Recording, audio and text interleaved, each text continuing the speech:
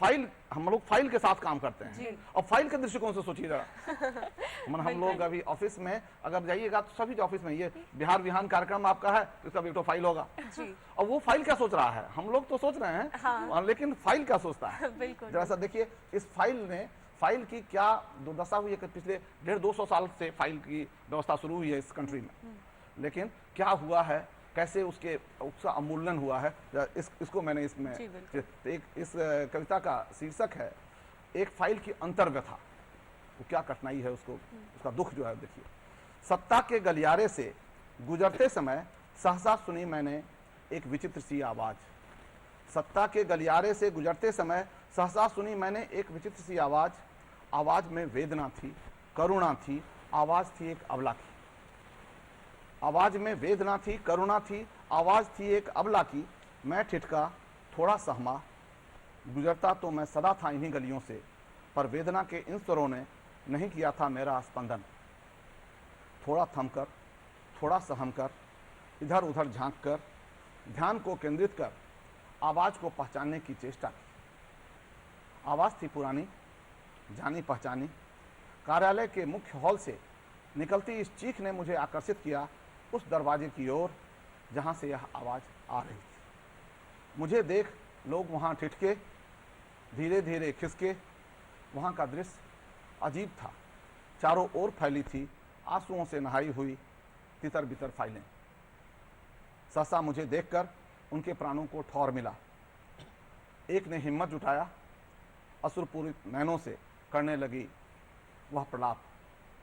आवाज में विचित्र पीड़ा थी, आवाज में विचित्र पीड़ा थी, कंठों की ध्वनि सुनने का तो मैं आदी था, पर पहली बार सुनी मैंने एक ध्वनि जो शरीर के रोम रोम से निस्सरित हो रही थी।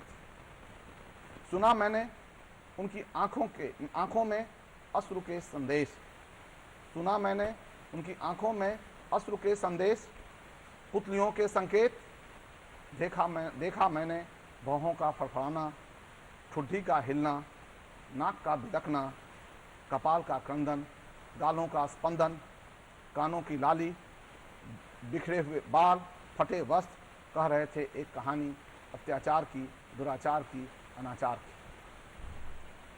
सुना मैंने उनकी आंखों में अश्रु के संदेश, पुतलियों के संकेत, देखा मैंने भौहों का फड़फड़ाना, ठुड्डी का हिलना, नाक का बिधकना, कपाल का क्रंदन, गालों का स्पंदन, कानों की लाली, टूटी हुई बाली, बिखरे बाल, फटे वस्त्र कह रहे थे एक कहानी अत्याचार की, दुराचार की, अनाचार की। कहने लगी वह, एक समय ऐसा भी था जब थी मैं इस ऑफिस की रानी, एक समय ऐसा भी था जब थी मैं इस ऑफिस की रानी, मेरे श्रृंगार में ही था ऑफिस का सौंदर्य, मेरे श्रृंगार में ही था ऑफिस का सौंदर्य, मैं ही थी सबके प्राणों से प्यारी राज दुलारी, मैं ही थी सबके प्राणों की प्यारी राज दुलारी। आज भी रोमांचित हो उठती हूँ वो दिन याद कर, जब प्राणों पर खेलकर अपना सर्वस्व न्यौछावर कर लोग करते थे मेरी रक्षा, मेरे सतीत्व की सुरक्षा। लोगों ने जान दे दिया है, फाइल जाने नहीं दिया है। बहुत सारी घटनाएं ऐसी हुई हैं इतिहास में जबकि लोगों ने फाइल के लिए जान दे दिया, लेकिन फाइल चोरी नहीं होने दिया, बर्बाद नहीं होने दिया। मेरे हाथों में ही था न्याय, मैं थी शासन की पर्याय, मेरे इर्द गिर्द ही था शासन का प्रवेश, पालन होते थे केवल मेरे आदेश। मैं तो निर्भय थी, स्वतंत्र थी, उन्मुक्त थी, प्रसन्न थी। पर धीरे धीरे स्थितियां बदली, शैतान करने लगे इंसान पर विजय, सत्य और न्याय की होने लगी पराजय। मेरा श्रृंगार हो गया निरर्थक, क्योंकि मेरे आदेश रहे नहीं सार्थक। भरे बाजार लगने लगी मेरी बोली, सरेआम खुलने लगी मेरी चोली, लोग चलाने लगे मेरे लिए गोली। एक तरफ रक्षा करते थे, दूसरी तरफ अब बर्बाद करने पर लगे। अब तो असहज हो गया है, अनाचार के इन नासूरों से मेरे शरीर का अंग अंग जल गया है। धीरे धीरे वह हुई शांत, उसकी आवाज की वापस हुई गंभीरता। उसने सावधान किया, याद रखो मैं तो आत्मा हूं इस समाज की, याद रखो मैं तो आत्मा हूं इस समाज की। जब तक मैं शांत हूं, समाज शांत है। जब तक मैं स्वतंत्र हूं, समाज स्वतंत्र है। जब तक मैं न्यायी हूं, समाज न्यायी है। मेरे सौंदर्य में ही समाज का सौंदर्य है। मेरे सौंदर्य में ही समाज का सौंदर्य है। मेरे विकास में ही समाज का विकास है। सभी तो विनाशी हैं, केवल मैं अविनाशी हूं। सभी तो विनाशी हैं, केवल मैं अविनाशी हूं। सावधान, यदि मेरे ऊपर शुद्ध स्याही नहीं चली तो होगी समाज में खून की होली। यदि मेरे ऊपर शुद्ध स्याही नहीं चली तो होगी समाज में खून की होली। यदि पालन न हुए मेरे आदेश, बंट जाएगा पूरा देश। मेरे स्वच्छ तंत्र ही रखेंगे हमें स्वतंत्र। यदि बची नहीं मेरे चेहरे की लाली, खत्म होगी खेतों में हरियाली। यदि बची नहीं मेरे चेहरे की लाली, खत्म होगी खेतों की हरियाली। जब भी मेरे अस्मिता के साथ खिलवाड़ होगी, देश में घोटालों की बरसात होगी। जब भी मेरे अस्मिता के साथ खिलवाड़ होगी, देश में घोटालों की बरसात होगी। मैं तो स्तब्ध था, पूरी तरह निस्तब्ध था। मैं तो स्तब्ध था, पूरी तरह निस्तब्ध था। कैसे होगी रक्षा इस अबला की। चले जाते हैं सभी चुपचाप अनमने ढंग से अनदेखी करते हुए, क्योंकि आज चुप रहना ही आत्मरक्षा का सबसे बड़ा साधन है। पर आज यह चुप्पी असहज हो रही है। पर आज यह चुप्पी असहज हो रही है। इस अबला की करुण वेदना की अग्नि में सब तो झुलस जाएंगे। इस चुप्पी से बड़ी और कोई कायरता नहीं। तभी कह उठता है अंतर्मन, छोड़ो, उठो, छोड़ो, छोड़ो और लोगों को, तुम तो जागो। उठो, छोड़ो और लोगों को, तुम तो जागो।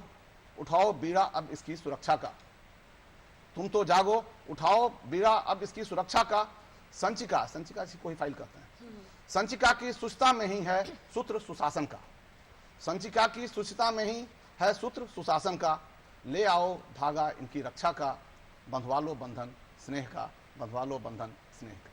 बहुत खूब। और जिस तरह से आपने लिखा है इसमें, और ये बात आती है सामने कि फाइल्स जब भी आप करते हैं, आपने अपने ब्यूरोक्रेटिक लाइफ में कई ऐसे फाइल्स के साथ डील किया होगा, कई ऐसे स्कीम्स और बहुत सारी चीज़ें होती होंगी, तो उसमें कितनी ईमानदारी की ज़रूरत होती है। और जब आप डिसीजन लेते हैं और वो फाइलों के जरिए आगे बढ़ती है तो उसका कितना इंपॉर्टेंस बढ़ जाता है, ये बातों का आपने जिक्र किया। और मुझे लगता है अंकिता कि ये इतने सालों का अनुभव ही है जो इन कविताओं के जरिए हमारे सामने आ रहा है। और हमारे दर्शकों को भी ये काफ़ी रोचक लगा होगा ना कि कोई है जो सोचता है कि फाइल्स क्या सोचती होंगी, उनके मन में क्या चल रहा है। क्योंकि आमतौर पे देखा जाता है कि काम हो गया, फाइल को एक जगह एक अलमारी में भी रख दिया जाता है। निर्जीव और सजीव, निर्जीव हो या सजीव, सभी के पीछे एक जीवत्व है जी। उस जीवत्व की अगर आप पहचान करते हैं तो आप शायद तभी सही निर्णय कर सकते हैं, तभी आप सही समाज का निर्माण बिल्कुल, तभी आप सही निर्णय कर सकते हैं। आप इतने बिजी शेड्यूल में भी रहते हैं, आपके पास बहुत सारे काम होते हैं, आपने इतनी सारी कविताएं हमें सुनाई। हम चाहेंगे कि आप आज हमारे प्रोग्राम में आएं और आपको कैसा लगा हमें बताएं। मुझे तो बहुत अच्छा लगा। आप लोगों के प्रोग्राम का ये भी बहुत बढ़िया है, फॉर्मेट भी बहुत बढ़िया है और लोगों से सीधे बातचीत करने का मौका मिला। और सुबह सुबह मुझे कविता सुनाने का मौका मिला। कवि को अगर कविता सुनाने का मौका मिले तो यह एक बहुत बड़ी अपॉर्चुनिटी होती है। बहुत ही अच्छा था, बहुत अच्छा कार्यक्रम। हमें भी बहुत अच्छा लगा विजय जी आपसे बातें करके, आपके अनुभवों को जानकर, और वो भी एक अलग तरीके से। हमारे दर्शक आज तक विजय प्रकाश जी को जानते होंगे एक ब्यूरोक्रेट के तौर पे, आज तक समझते होंगे कि हाँ ये इंपॉर्टेंट डिसीजंस लेते हैं, ये प्रोजेक्ट्स करते हैं, ऐसा काम करते हैं। लेकिन आज बिल्कुल अलग रंग में हमारे प्रोग्राम के जरिए आज आप विजय जी को जान पाए हैं, है ना? बिल्कुल आकांक्षा, और उनकी कविताओं के जरिए जो संदेश मिला है उससे तो लोग काफी प्रभावित हो चुके होंगे। हर तबके के लिए संदेश है। और विजय जी आपने इतनी सारी बातें की, इतनी सारी बातों को हमें बताया, इसका आपको बहुत बहुत धन्यवाद। बहुत बहुत धन्यवाद आप सबों को। जी, अंत में हम आपसे जानना चाहेंगे कि आप हमारे दर्शकों को, आपने काफी गंभीर समस्याओं पे भी कविता लिखी है, अंत में हमारे दर्शकों को कोई एक संदेश दें। मैं तो यही कहूँगा कि समाज का निर्माण हम तभी कर सकते हैं जब हम एक दूसरे के दृष्टिकोण से सोचें और निर्णय लें। चाहे वो घर हो, कार्यालय या सामाजिक कोई और भी निर्णय, हम एक दूसरे के दृष्टिकोण को ध्यान में रखते हुए ही कोई निर्णय लें, तभी सही समाज का निर्माण होगा। बिल्कुल, तभी सही समाज का निर्माण होगा। और इसी तरह से एक दूसरे के बारे में सोचते हुए आगे बढ़े। विजय जी आपका बहुत बहुत धन्यवाद हमारे प्रोग्राम में आने के लिए और इतनी सारी बातें करने के लिए। दर्शकों